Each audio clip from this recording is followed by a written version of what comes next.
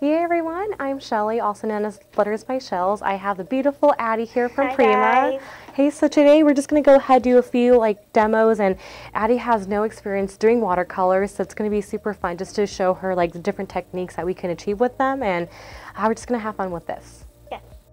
Okay, so one thing I absolutely love about the Prima watercolors is that you'll notice on this palette a few of them are a little bit dry, right? But when you go ahead just add more water to them, basically come back to life, which is just so fun because then even if you leave them on the palette and they dry overnight, you can also use them the next day, which is super nice.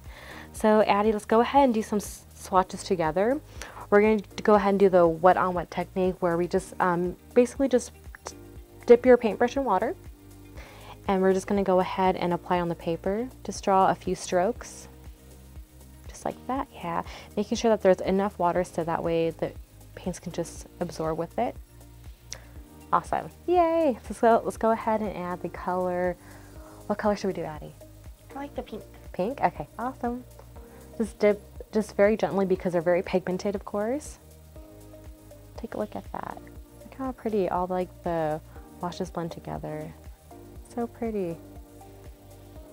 So you can just basically see how, yeah, a very little goes a long way, so it's super nice.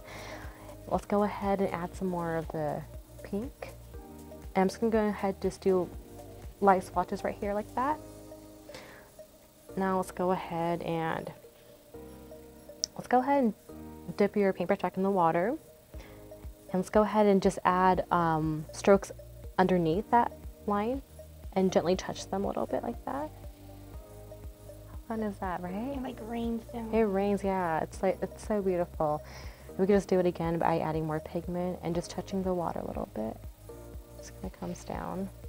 So I think honestly it's so fun to use because the waters blend so well with it and so fun. Okay, let's go ahead, Addie, let's go ahead and use a different color too. Want to try the teal? Okay, awesome.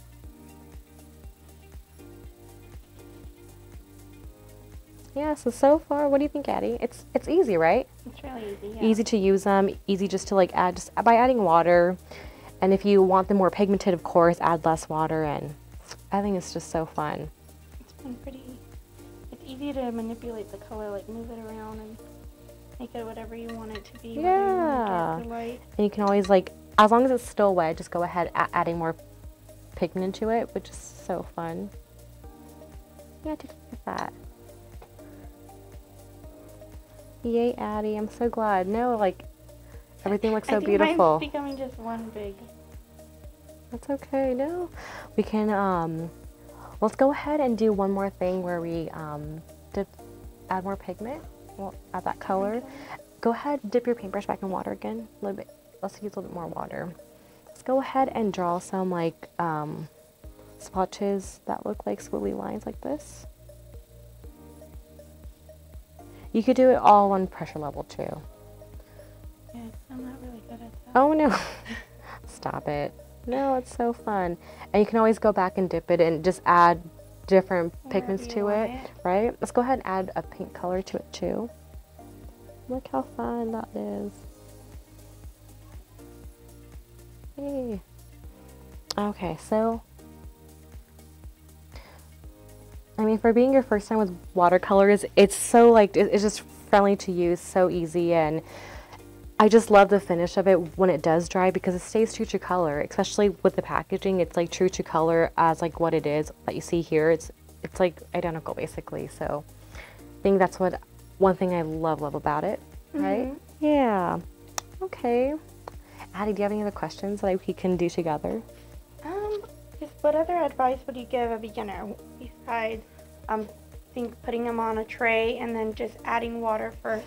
Because they are so highly pigmented. Is that the best way? Totally, yeah. I mean, that's one way I would recommend to make sure that we're not using too much of it. Because then one thing we could also do as well, but I wouldn't recommend it just because we're going to be using a lot of it, is that if you were to go ahead, add some more water, we could also use it straight from the dropper, but then it also depends on the type of look that you want to achieve. Depending on what you want to create, basically, I'm not going to even dip it, but just tapping into the water, you can kind of see how the colors flow together as well. So that is one way, but then when you do it this way, you can't really control it that much because it's just kind of like the water will just like flow with it. So one thing I do recommend definitely would be just using a tray, adding just like maybe like 2-3 drops on the tray, and then just dipping into it. And you'll notice like this color, for example, like some of them, like after time, you might use them all. Just go ahead, get the color back, and just add it back into the palette, like just like this. And now there's more. Yeah. A little bit goes a long way, huh? Totally, yeah. Okay. So like you don't feel like you're wasting so much of it, and like you're just using very little each time. Okay. Also, so I think those are the fun things. And yeah, no, I love the colors. I love how vibrant they are, and it just makes it possible. Fun. Yeah. Well, thank you, Shelly, for showing me how to use these. These are our new Prima concentrated watercolors. They are coming this fall, and Shelly did a whole video explaining all about them, showing you guys how to use them, and some inspirational lettering and drawing. So make sure you stay tuned to watch her video. And thank you, Shelly, for coming to Prima and testing these out with us and having some fun. It was so much fun. Thank you again for having me. You're welcome. Bye. Okay, bye, guys.